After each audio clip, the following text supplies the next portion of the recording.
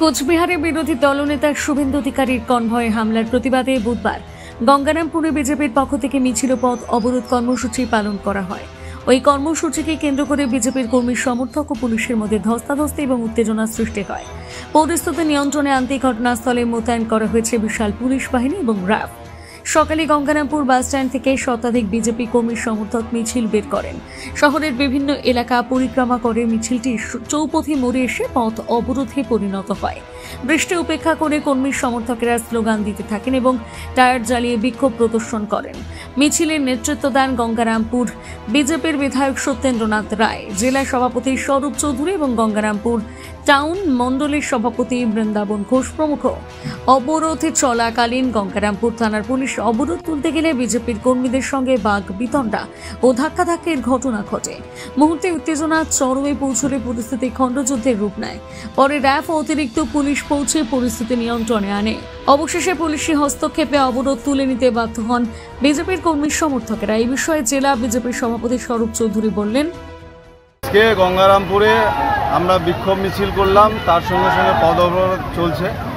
আপনারা জেনেছেন গতকাল পশ্চিমবঙ্গে রোহিঙ্গাদের দ্বারা এবং ভারতীয় জনতা পার্টির রাজ্যের যিনি বিরোধী দলনেতা তার উপরে যেভাবে আক্রমণ সংগঠিত হয়েছে, এটা গণতন্ত্রের ক্ষেত্রে লজ্জা।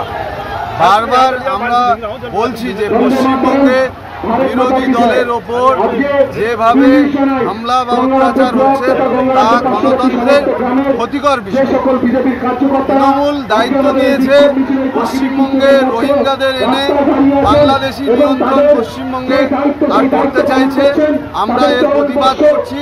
যেভাবে শুভেন্দু অধিকারীর ওপর আক্রমণ করা, শুভেন্দু অধিকারীর ওপর আক্রমণ করা মানে গণতন্ত্রের ওপর আক্রমণ করা, তারই প্রতিবাদে আজকে গঙ্গারামপুরে বিক্ষোভ চলছে। এ বিষয়ে গঙ্গারামপুর বিধানসভার বিধায়ক সত্যেন্দ্রনাথ রায় বলেন, কুচবিহারে তৃণমূল দল এবং তার ফারমাদ বাহিনী যারা রোহিঙ্গা মুসলমান তারা সংগঠিত হয়ে আমাদের বিধানসভার বিরোধী দলনেতা শ্রী শুভেন্দু অধিকারীকে মরণঘাতী আক্রমণ করেছে এবং এটা খুব নিন্দাজনক ব্যাপার।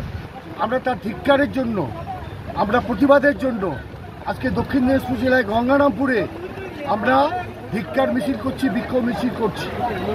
এবং আমরা বলি যারা কালকে এই কাজটা করছে তারা যেন মনে না করে যে এই কাজটা করে বড় কিছু করেছে।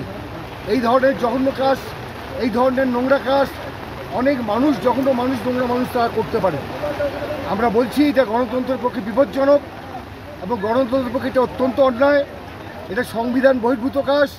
বিরোধী দলনেতা শাসক দলের অন্যায় অবিচার ত্রুটির কথা তুলে ধরার জন্য অন্যান্য এমএলএদেরকে সাথে করে নিয়ে, তার দলকে সাথে করে নিয়ে বিভিন্ন জায়গায় যেতে পারে এবং সেটা যদি কণ্ঠরোধ করা হয় তাহলে আমরা মনে করব এটা জনতার কণ্ঠরোধ।